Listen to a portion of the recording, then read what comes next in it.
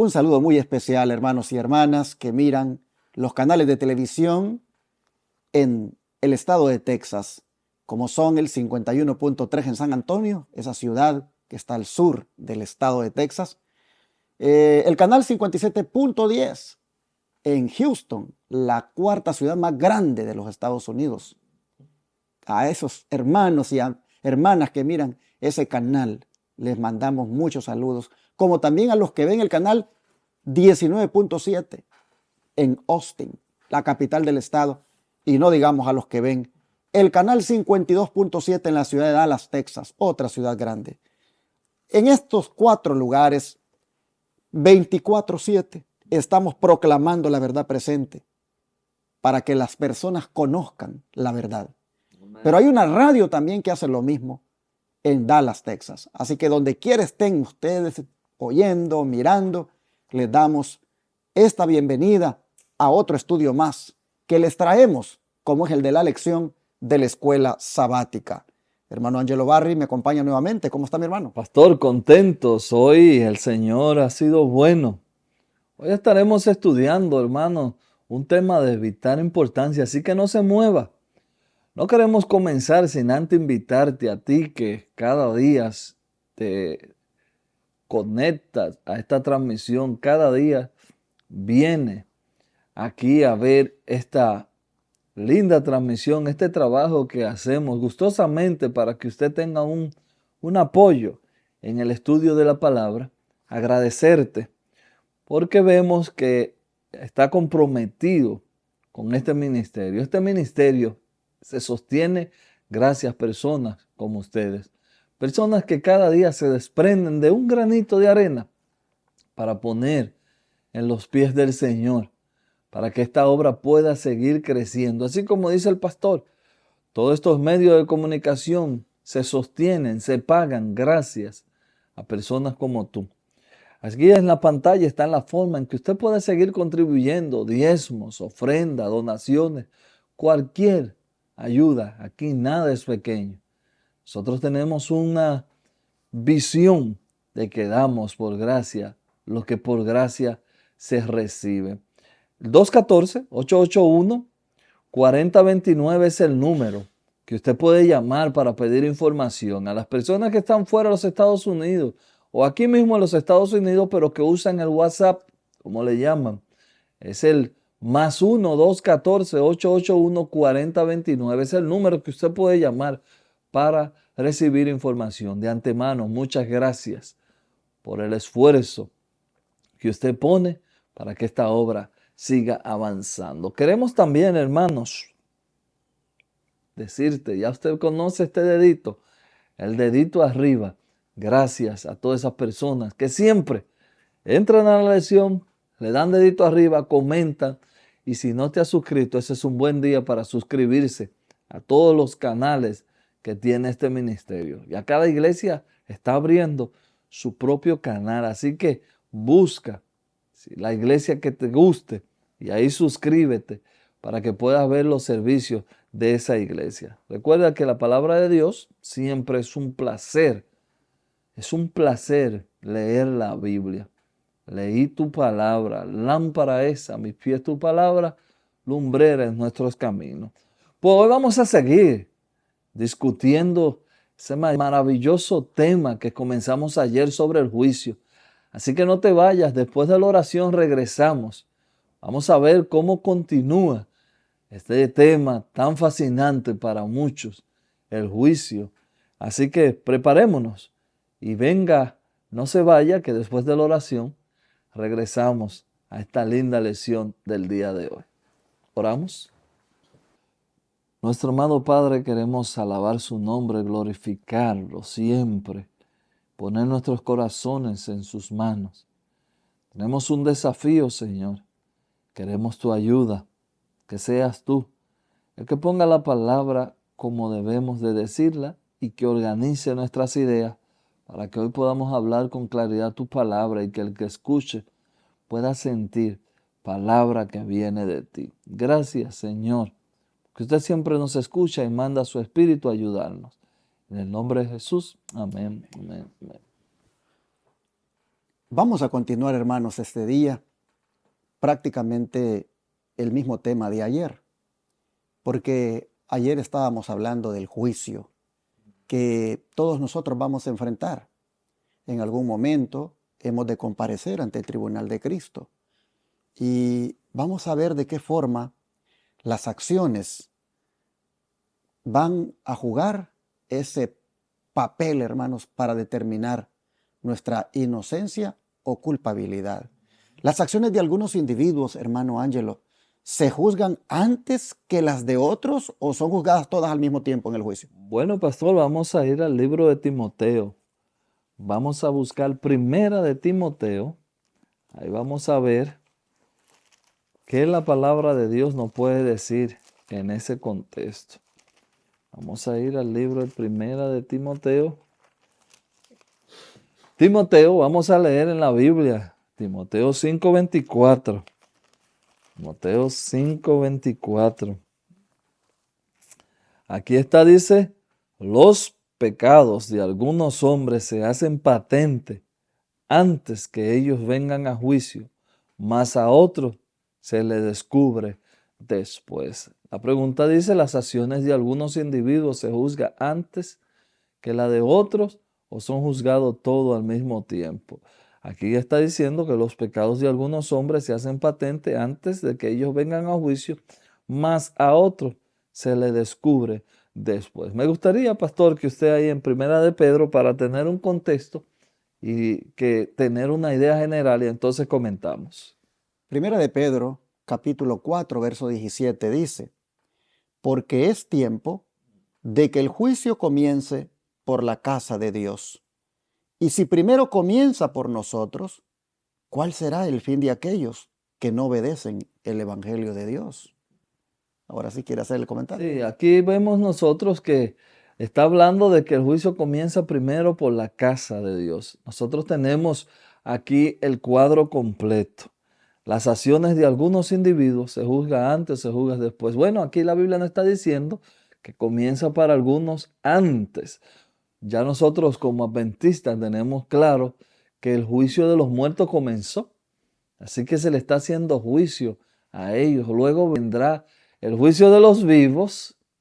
Viene primero el juicio de los muertos, luego el de los vivos y al final todas las personas que queden fuera de la ciudad también se le va a dictar su sentencia. Ahora, queremos, hermanos, aquí llamar la atención que las acciones de todos nosotros están siendo grabadas para todos vamos a pasar por el juicio.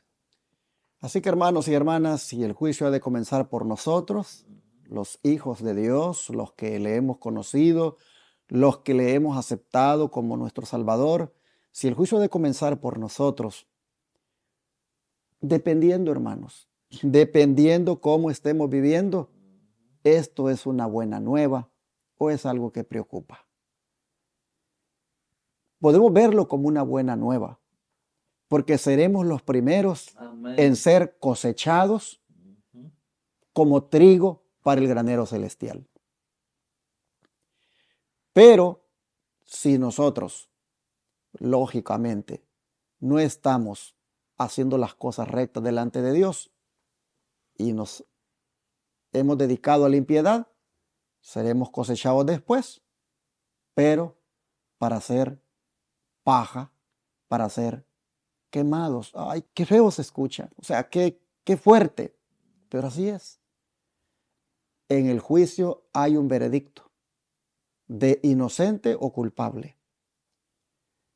Pero Pedro pregunta, si el juicio ha de comenzar primero, dice, por la casa de Dios, por nosotros, dice, ¿dónde van a quedar?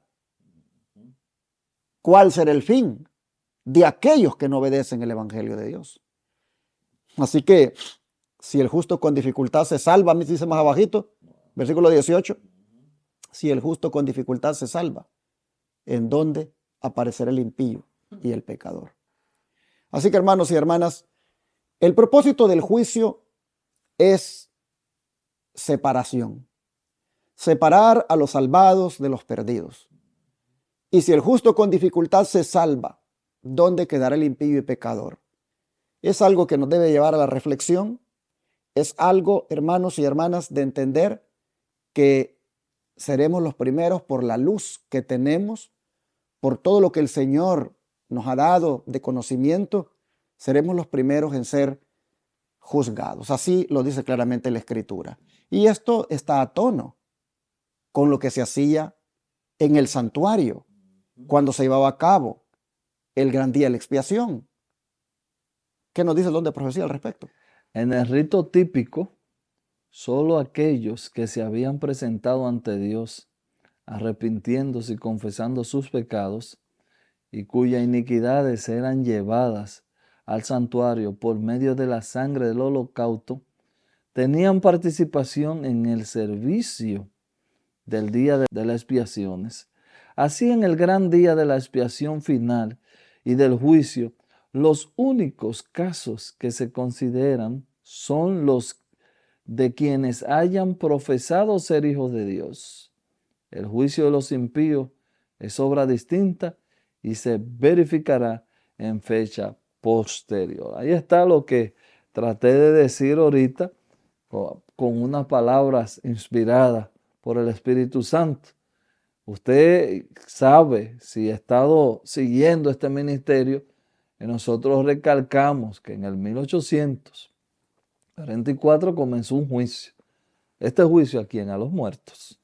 Ahora tenemos en el cielo, no tenemos una fecha también, que eso es bueno y decirlo, de cuándo ese juicio de los muertos termina. Nosotros solamente podemos hacer aproximaciones. Hay algunas personas que tienen, no sé, pero se han tomado la libertad de decir tal día termina. Nosotros no tenemos una fecha. Ahora va a llegar el momento, como hemos estado leyendo, en que viene el de los vivos. Pero el de los impíos, como dice aquí, es el de los vivos, podemos decir, para aplicar la cita que viene siendo la expiación, el día de expiación. Y entonces el de los impíos va a ser ya cuando a los justos se les declare justo y a los malvados malvados, y cuando la ciudad descienda, entonces va a ser dado el último veredicto en este juicio. Hermanos, nosotros tenemos, así como decíamos ayer, la oportunidad de estar a cuenta. Por eso el Señor dice, venid y estemos a cuenta. Ahora, en este juicio hay asistentes. ¿Quiénes son los que asisten a Cristo en su obra de mediación en el cielo?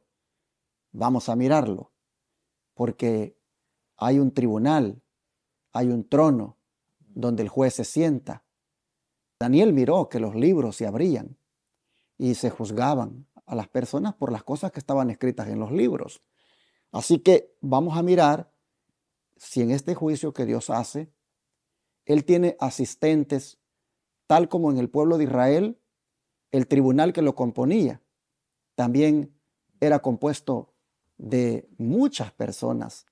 Vamos a ver quiénes asisten a Cristo en ese juicio, en esa obra que se hace en el cielo, hermano Ángelo. Vamos a leer Apocalipsis, pastor. Vamos a ir a Apocalipsis 4 y voy a estar leyendo yo el 4 y voy a leer algunos versos. Ahí sí puede ayudarme con Efesios mientras yo voy buscando aquí en el libro de Apocalipsis 4. La palabra de Dios dice, voy a leer, comenzar con el verso 4 y voy a leer 4:4. Alrededor del trono habían 24 tronos, y vi sentado en los tronos a 24 ancianos, vestidos de ropas blancas, con coronas en sus cabezas. Leo el 5. Y del trono salían relámpagos, truenos, voces. Delante del trono ardían 7 lámparas de fuego, las cuales son los 7 espíritus de Dios. Permítanme leer el 8. Los 4 seres vivientes tenían cada uno 6 alas, y alrededor, por donde estaban, llenos de ojos, y no cesaban día y noche de decir, Santo, Santo, Santo es el Señor Dios Todopoderoso, el que era, el que es y el que ha de venir. Y el 9 dice, y siempre que aquellos seres vivientes dan gloria y honra, acción de gracia, al que está sentado en el trono, el que vive por los siglos de los siglos. Voy a leer el 10, voy a leer el 10. El 10 dice, y los 24 ancianos se postraron delante del que estaba sentado en el trono y adoraron el que vive por los siglos de los siglos y echaron sus coronas delante del trono, diciendo, voy a leer el 11 una vez, Señor, digno eres de recibir la gloria, la honra, el poder, porque tú creaste todas las cosas y por tu voluntad existen y fueron creadas. Aquí tenemos un espectáculo en el cielo, 24 ancianos. Pudiéramos decir, en este contexto, antes de que el pastor lea Efesios, que estos ancianos vienen siendo como en la corte, como en la corte le llaman el jurado, el jury duty, dicen los americanos. Estos son personas que no tienen nada que ver con el caso, pero están ahí para determinar si es culpable o es inocente. Pero vamos a dejar, porque vamos a ir tramando, haciendo lo que la Biblia nos indica, y el autor también nos da alguna sugerencia. Vamos a leer Efesios, pero ya usted ve que en el cielo estos ancianos echan sus coronas y se postran ante Dios en ese evento cuando Juan estaba desesperado porque no sabía quién era digno de desatar el sello. Léase Apocalipsis 5, versículos 8 y 9. Vamos a buscar Apocalipsis 5, vamos a ir allá. Apocalipsis 5, 8 y 9 dice, cuando hubo tomado el libro, 4 seres vivientes y los 24 ancianos se postraron delante del Cordero.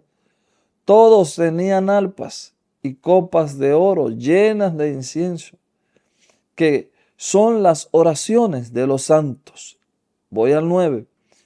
Y cantaban un nuevo cántico diciendo, digno eres de tomar el libro y de abrir sus sellos, porque tú fuiste inmolado y con tu sangre nos ha redimido para Dios y de todo linaje y lengua, pueblo y nación. Ahí está, pastor. Hermanos y hermanas, no quisiera leer los otros textos que trae la lección, porque sí los vamos a leer, pero quiero explicar algo acá.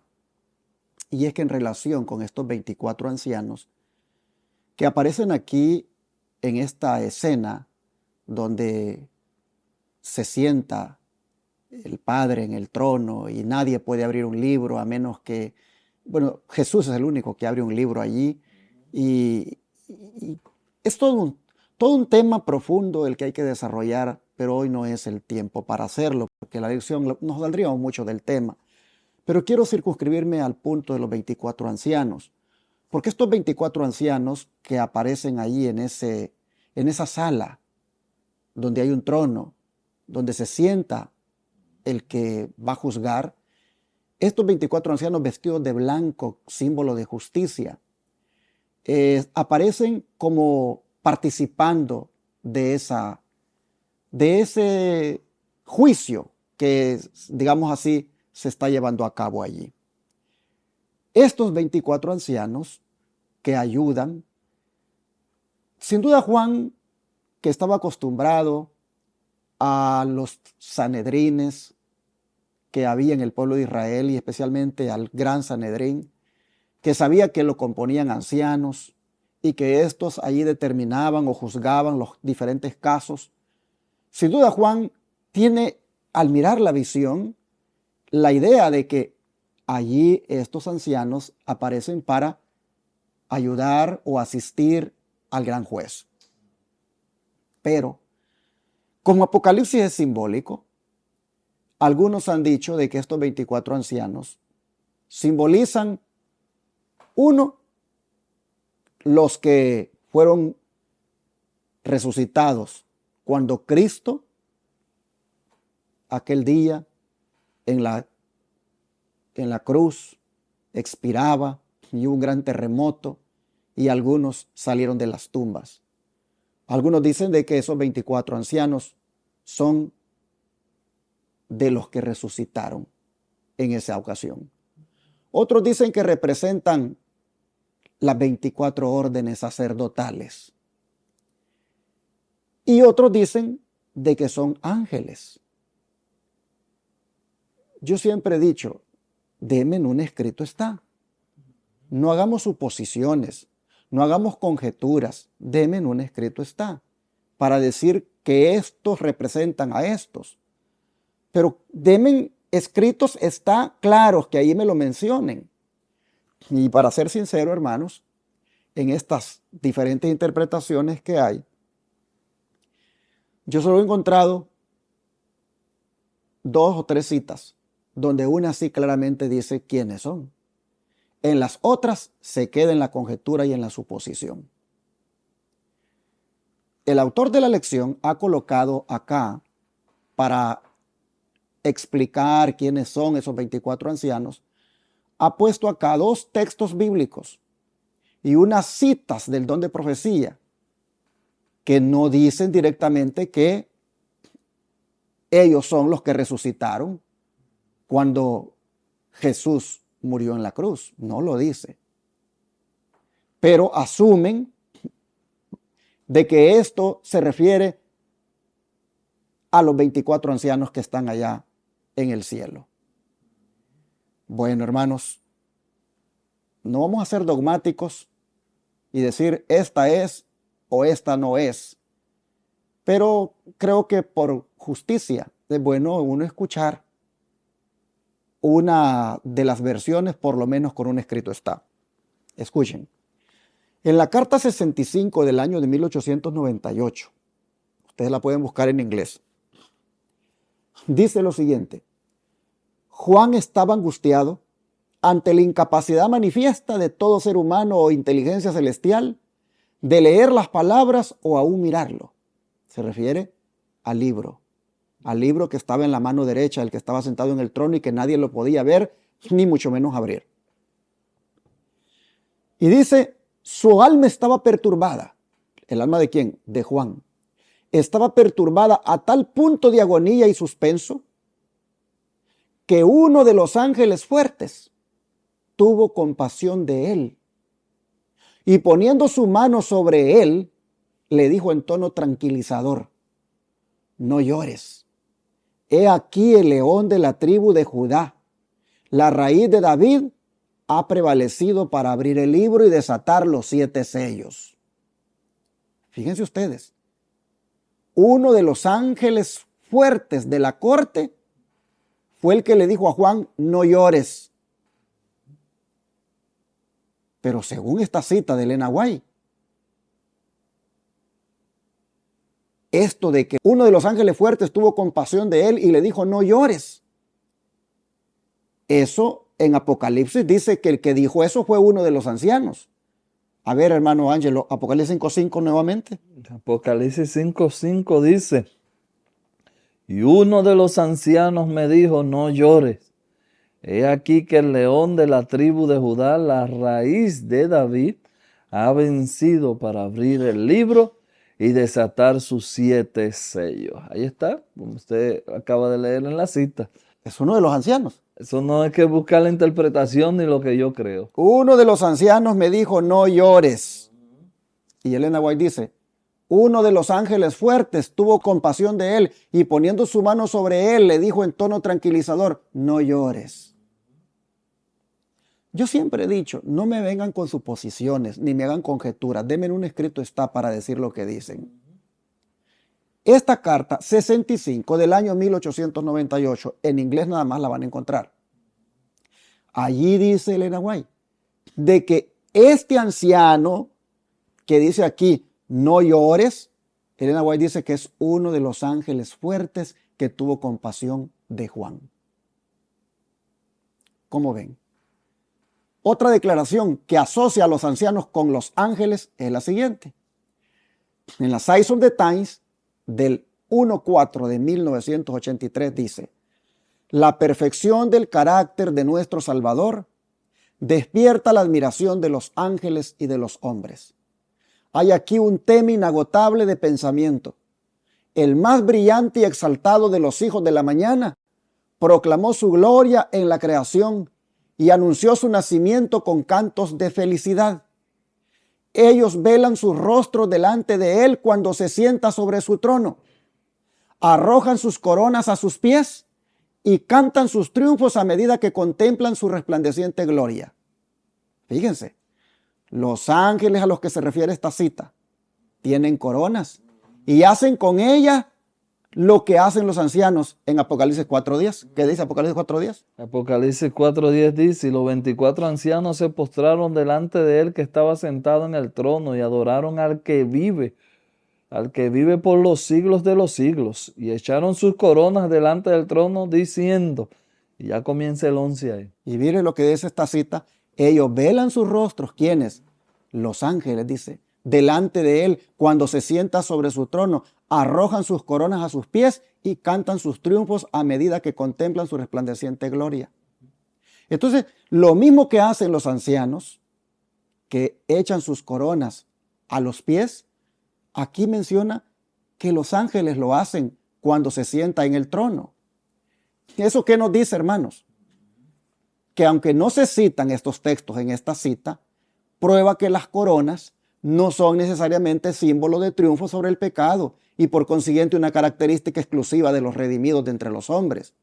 Así que nada más puse pruebas, escrito está, pero la primera que leí creo que fue más clara, donde Elena White aplica que los ancianos o los 24 ancianos que están en el cielo son ángeles. Amén. Ángeles fuertes. Amén. Yo le he dado un escrito está.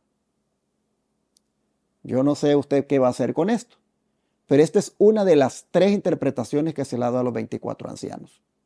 Ahora viene la otra. La otra, la que se ha sostenido casi entre los adventistas por mucho tiempo, pero que honestamente cuando la vamos a leer yo no encuentro para nada allí que diga que ellos son los 24 ancianos. Así que la otra interpretación es de que estos 24 ancianos son estos que resucitaron cuando Cristo en la cruz murió y fueron llevados al cielo. Y los textos que se ocupan y las citas del don de profecía que se ocupan, con todo respeto, yo no encuentro que me digan claramente que se refieran o que se apliquen a los ancianos, a los 24 que están en el cielo. Pero como trae la lección esta pregunta de esa manera, vamos a mirar las 2 citas bíblicas y las del don de profecía, porque de todas formas hay que estudiar esta parte. Así que, hermano Ángelo, según el autor de la lección, los 24 ancianos que ya leímos, que en las citas que ya le compartí, Elena White dice que son ángeles, según el autor de la lección no son ángeles, sino que son seres vivientes, seres que fueron de aquí de la tierra. ¿Y de dónde es que ellos proceden? Pregunta la lección, ¿de dónde proceden según el autor? Entonces, usted lee Efesios y yo voy leyendo Mateo 27, entonces. Vamos a ir a Mateo 27, a lo que usted lee Efesios. Mateo 27. Dice el libro de Efesios, capítulo 4, versículo 8, por lo cual dice, subiendo a lo alto, llevó cautiva la cautividad y dio dones a los hombres. ¿Quién, según el autor de la lección, serían estos que llevó el Señor cautivos de la cautividad? ¿Quiénes serían estos? Aquí vamos a leer ahora Mateo 27, 52, que es donde el pastor acaba de explicar, para que usted vea la conexión que hace el autor del folleto. Dice, se abrieron los sepulcros y muchos cuerpos de santos que habían dormido se levantaron y salieron de los sepulcros después de la resurrección de él, vinieron a la santa ciudad y aparecieron a muchos. Entonces, aquí tenemos estos que resucitaron con Jesús. Algunos le llaman la primicia a ese grupo de hombres que resucitaron y se aparecen en la ciudad. Entonces, ¿de dónde proceden? Por eso es que el pastor acaba de explicar, porque nos da a entender el autor del folleto que esas personas que se resucitaron procedieron o son los 24 ancianos en el cielo. Pero también él pone algunas citas del Espíritu Profecía que sería bueno leerla. Yo voy a leer, pastor, una parte y usted entonces me ayuda con la próxima parte. Claro. Al resucitar, Cristo sacó de la tumba una multitud de cautivos. El terremoto ocurrió en ocasión de su muerte. Había abierto sus tumbas. Cuando él resucitó, salieron con él. Eran aquellos que habían sido colaboradores con Dios y que a costa de su vida había dado testimonio de la verdad. Ahora iban a ser testigos de aquel que los había resucitado. Durante su ministerio Jesús había dado la vida a algunos muertos. Había resucitado al hijo de la viuda de Naín, a la hija del príncipe y a Lázaro. Pero estos no fueron revestidos de inmortalidad. Después de haber sido resucitados, estaban todavía sujetos a la muerte. Pero los que salieron de la tumba en ocasión de la resurrección de Cristo fueron resucitados para vida eterna y ascendieron con él como trofeo de su victoria sobre la muerte y el sepulcro. Esto, dijo Cristo, no son ya cautivos de Satanás, los he redimido, los he traído de la tumba como primicia de mi poder para que estén conmigo donde yo esté y no vean nunca más la muerte ni experiencia de dolor. El deseado de todas las gentes, página 730. Aquí por deducción nosotros podemos llegar a la conclusión que da el autor, una deducción de que, bueno, estos que están allá son los 24 ancianos, pero cuando le aplicamos una prueba bíblica profunda a esta posición, nos damos cuenta que hay muchos cabos sueltos. Así que la segunda parte de la cita, pastor, ¿qué dice? También los que habían sido resucitados habían de ser presentados ante el universo como una garantía de la resurrección de todos los que creen en Cristo como su Salvador personal. El mismo poder que levantó a Cristo de los muertos, levantará su iglesia y la glorificará con Cristo, como a su novia, por encima de todos los principados, por encima de todos los poderes, por encima de todo nombre que se nombra, no solo en este mundo, sino también en los atrios celestiales, el mundo de arriba. La victoria de los santos que duermen será gloriosa en la mañana de la resurrección. Terminará el triunfo de Satanás, al paso que triunfará Cristo en gloria y honor. Mensajes Selectos, tomo 1, página 359. Como ustedes pueden ver, las declaraciones solo son para explicar Mateo 27, 52 y 53. Es decir, para ampliar esa hueste de redimidos que como primicias es llevada al cielo. Elena White nos explica en estas declaraciones lo concerniente a ellos, pero en ningún lugar ella dice que estos son los 24 ancianos que están allá ayudando en esa obra de juicio. No lo veo por ningún lado. Ni lo dijo Mateo, ni lo dijo Pablo, y ninguna de las citas lo dicen.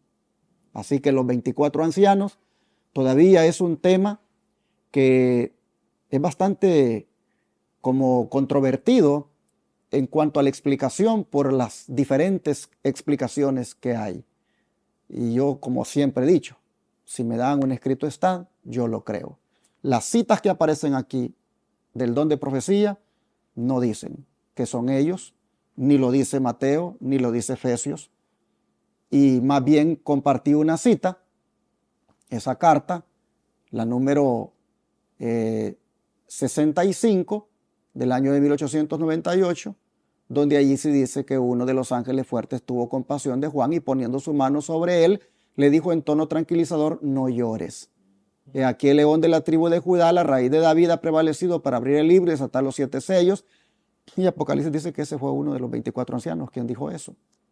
En la explicación que da Ellen White dice, fue uno de los ángeles fuertes que tuvo compasión de él. Entonces, ¿qué estamos aquí probando? Es lo que sostenemos, lo que decimos que dice la Escritura, estamos probándolo y prácticamente con esta cita probamos que es uno de los ángeles fuertes. Mire, si usted cree que son uno de los que se fueron cuando Cristo llevó al cielo, los que Él llevó, o si cree que son ángeles, o si cree que son las 24 órdenes sacerdotales, mire, finalmente ese no es un tema de salvación. Ese no es un tema que usted le tiene que preocupar para entenderlo bien porque determina su salvación. No, hermano. Solo sabemos de que hay en el cielo un juicio que se está llevando a cabo y allí hay seres que están ayudando en esa obra de juicio porque están vestidos blancos, dice, sus ropas que son símbolos de justicia.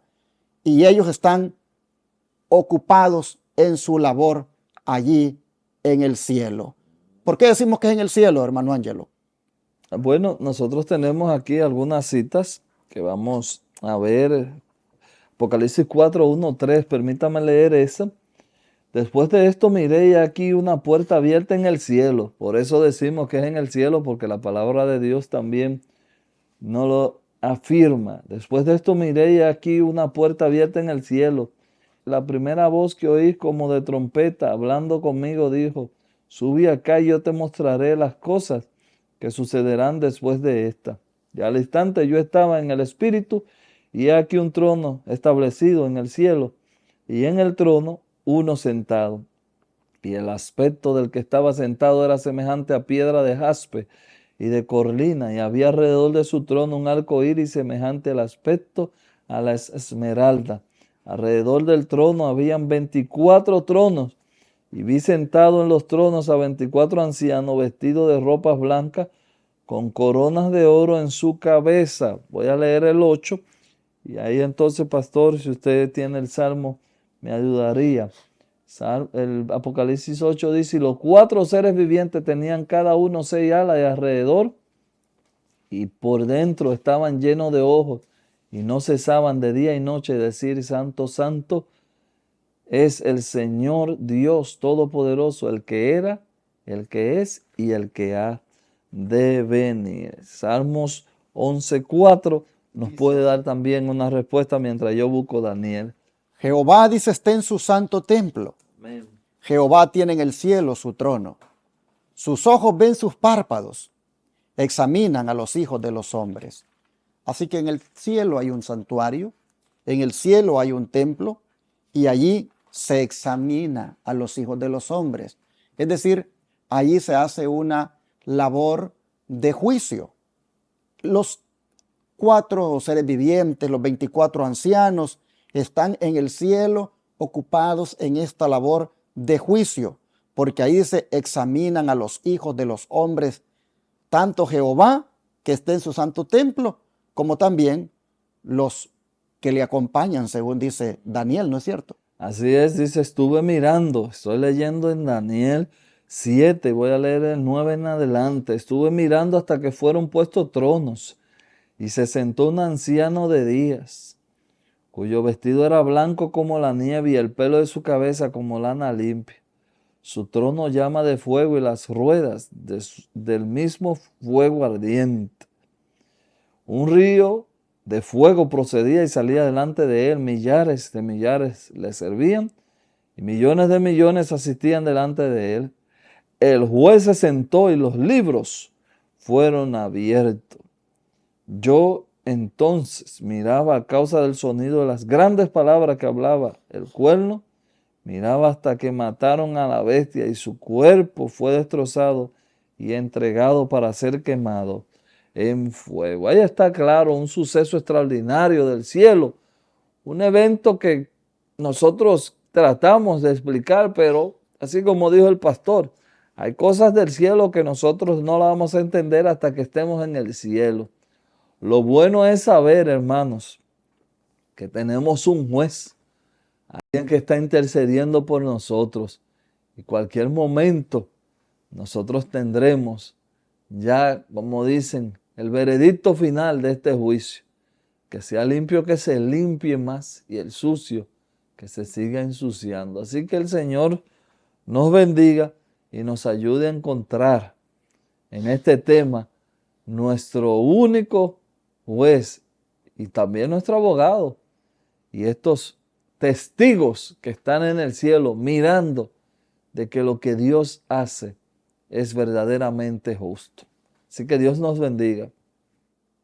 Creo que vamos a orar, hermanos, para pedir a Dios sabiduría, para que nos ayude el Señor, sobre todo a estar preparados para ese juicio que hemos de comparecer todos. Vamos a orar.